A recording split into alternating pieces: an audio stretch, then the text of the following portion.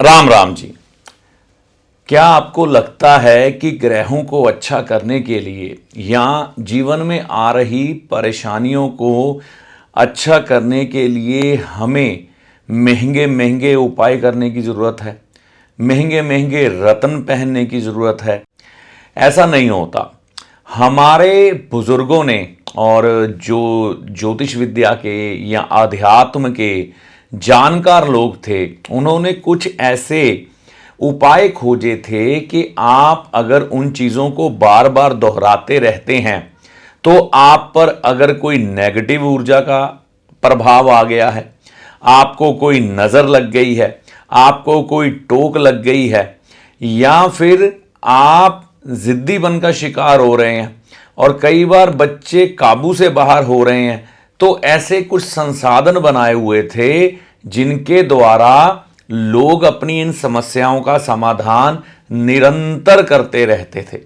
अब देखिए, चलती हुई जिंदगी में कई बार व्यक्ति के जीवन में शनि और राहु का प्रभाव आ ही जाता है, किसी तरह से भी आ सकता है, और जीवन में रुकावटें बढ़ने लग पड़ती है। उन रुकावटों को दूर करने के लिए हमें हमारे शास्त्रों में छोटे छोटे प्रसंगों के द्वारा क्या बताया गया है, जैसे कि हनुमान जी के बारे में ये मशहूर है कि जो व्यक्ति हनुमान जी की भक्ति करता है उस व्यक्ति पर कभी भी शनि ग्रह का दुष्प्रभाव नहीं आता।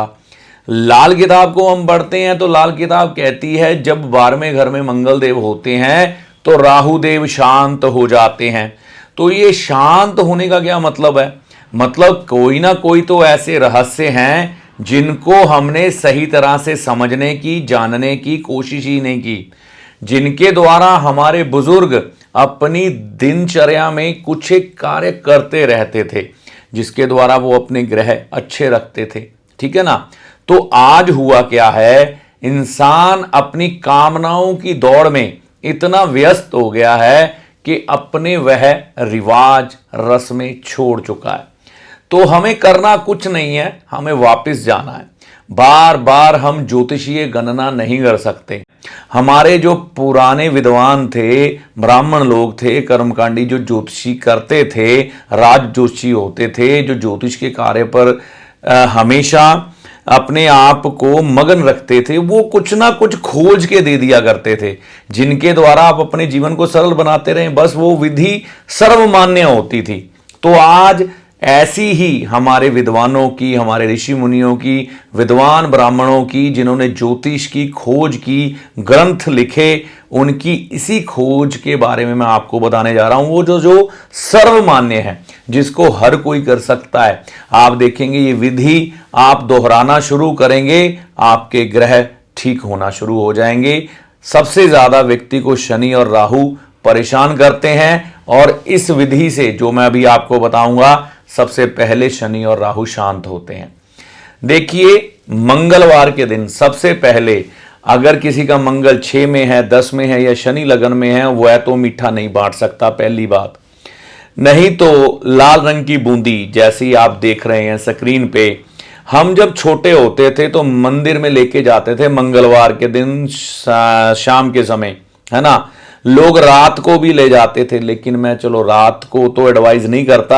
हाँ, अगर आपने भक्ति करनी है तो उसमें दिन रात देखने की जरूरत नहीं होती, वो तो आपका भाव है, आप किसी भी समय भगवान के पास चले जाएं।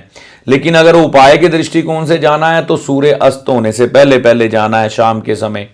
पूरा दिन भी है लेकिन शाम का समय क्योंकि राहु का होता है, ठीक है ना, तो हमें उस समय में जाना चाहिए। शनि का होता है। तो मीठी बूंदी लाल रंग की लेकर मंदिर में जाएं, हनुमान जी को चढ़ाएं, और वह मीठी बूंदी लाल रंग की लोगों को बांट दे, भिखारियों को बांट दे, प्रसाद के रूप में जो मंदिर में आए जाए उसको बांट दे। अपने घर जाकर अपने घर वालों को, मोहल्ले वालों को बांट सकते हैं। आज के समय में कुछ ये चीजें कम हो गई, लोग अब संकोच करते हैं कोई चीज लेते, तो किसी गरीब व्यक्ति को कहीं पर आप प्रसाद के रूप में बांट सकते हैं। कोई रिक्शा स्टैंड है, टैक्सी स्टैंड है, कहीं पर भी बांट सकते हैं। इसके अलावा अगर आपके यहाँ कर्मचारी हैं तो कर्मचारियों को बांट दे। मीठा बांटने से मंगल ग्रह ठीक होता है, आप में धैर्य आता है, गुस्से की कमी होती है और व्यक्ति ऐसा बनता है कि वो दूसरे की बात को सुने, समझे, विचार करे, फिर अपना रिएक्शन दे। आज के समय में आप बच्चों को कुछ बोल दो, वो मुंह फुला के बैठ जाते हैं, बात ही नहीं करते। क्यों? क्योंकि हमने ये चीजें छोड़ दी। हम हनुमान मंदिर जाते ही नहीं कभी। अब देखिए अगली बात, जब भी हम हनुमान मंदिर में जाते थे, आपने कई बार देखा होगा पंडित जी मोर पंख से बच्चों का झाड़ा कर रहे होते थे। भूत प्रेत निकट नहीं आवे, महावीर जो नाम सुनावे, या फिर उनका जो भी मूल मंत्र होता था, बल बुद्धि विद्या देहु मोहि हरहु क्लेश विकार, तो ऐसा कहते हुए पंडित जी झाड़ा करते थे, या उनका कोई गुरु मंत्र होता था, उसके द्वारा बच्चे का झाड़ा हनुमान जी की मूर्ति प्रतिमा के सामने किया जाता था। और उस सराउंडिंग का, उस वातावरण का असर अलग से, हनुमान जी की ऊर्जा अलग से, जिसके द्वारा जब बच्चे का झाड़ा होता था या व्यक्ति जो बुरी नजर, बुरी ऊर्जा का शिकार हो जाता था, उसका झाड़ा होता था, नेगेटिविटी सारी उतर के हनुमान जी के चरणों में गिर पड़ती थी और व्यक्ति स्वस्थ रहता था, है ना। तो आज के समय में कोई जाता ही नहीं पंडित के पास, है ना। पंडित के पास कभी कोई जाके पुजारी के पास झाड़ा करवाता ही नहीं अपना। मैं देखता हूं इसके बारे में कोई बात ही नहीं करता। आजकल झाड़े के नाम पर कई लोगों ने पखंड खोल लिए हैं, लेकिन जहां पर जो सही ऊर्जा है हनुमान जी की या माता दुर्गा जी की, माता दुर्गा जी के भी अधीन 9 के 9 ग्रह है। दुर्गा सप्तशती में ये स्पष्ट रूप में लिखा है, आप पढ़े उसे, ठीक है ना। गीता प्रेस की लिखे, पढ़े ध्यान से, सब लिखा है। तो जिनके अधीन ग्रह हैं, जिनसे शनि राहु डरते हैं, उनके समक्ष बैठकर ब्राह्मण से, जो कि पुजारी है वहां का, उससे झाड़ा करवाएं।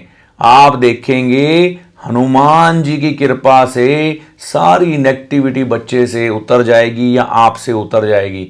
हाँ, आप वो झाड़ा करवाने के बाद हनुमान जी को मीठा प्रसाद बूंदी के रूप में या लड्डू के रूप में चढ़ाकर लोगों को बांटे। लोग तो बर्फियां बांटते थे, प्रसाद बहुत चढ़ता था, लेकिन आज ये चीजें कम हो गई हैं, लोग जाते ही नहीं।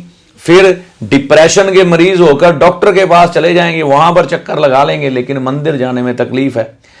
तो यहां पर ना इस चीज को ध्यान में रखना है कि अगर आपको मंदिर जाने में मनाही है तो ठीक है, एक अलग बात है। तो नहीं है तो आप जाएं भाई, क्यों नहीं जाते अपने ग्रहों को अच्छा करने के लिए। बड़ा सरल है अपने ग्रहों को अच्छा करना, कोई मुश्किल नहीं है। हम बार बार बार बार आपको यही बोलते रहते हैं, अपने पुराने संस्कार पकड़ लो, तुम्हें ज्यादा भटकने की जरूरत नहीं पड़ेगी। जिंदगी बड़े आराम से बैलेंस होती चली जाएगी।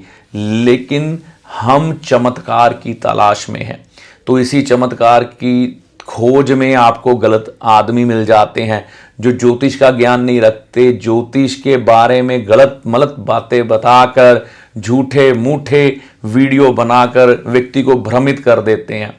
और व्यक्ति भी ऐसी कामना करता है कि मैं रातों रात अपने कष्टों से मुक्त हो जाऊं।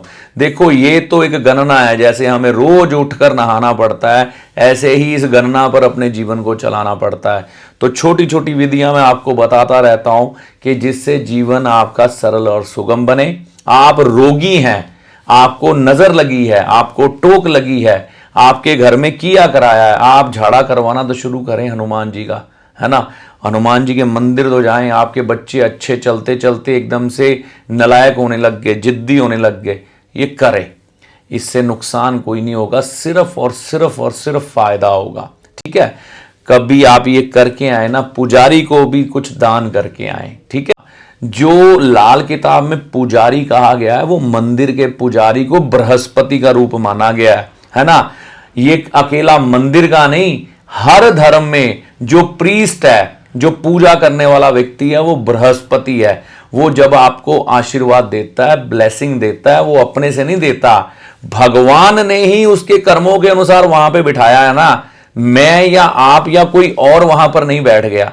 तो नियुक्ति ईश्वर ही करते हैं कि उसने अपना द्वारपाल किसे बनाना है, किसके माध्यम से अपनी पूजा करवानी है। तो जब हम उसको थोड़ी दान दक्षिणा करेंगे झाड़ा करवाने के बाद, तो एक बृहस्पति की ब्लेसिंग आपके ऊपर आएगी। ये ब्लेसिंग आप अपने बुजुर्गों से भी ले सकते हैं, उनके पांव हाथ लगाकर। तो तो फिर क्या होगा, नेगेटिव ऊर्जा आपके जीवन से हटती चली जाएगी। ये सब बातें अपने जीवन में दोहरा के देखें, आपके जीवन में चमत्कारी बदलाव होंगे। यही आपको बताना था। इस वीडियो में दी गई जानकारी बुरी नज़र को आपसे हटाएगी, आपको टोक लगी है आपको ठीक करेगी, आपके बनते हुए कामों में रुकावट पड़ रही है तो वो दूर होगी, अगर आपके बच्चे ज़िद्दी हो रहे हैं तो वो ठीक होंगे, और जीवन में आप अच्छे विचारों के साथ अच्छी ऊर्जा ग्रहण करके तरक्की कर जाएंगे। ये हनुमान जी के मंदिर में या माता दुर्गा जी के मंदिर में पंडित जी के द्वारा झाड़ा करवाने से।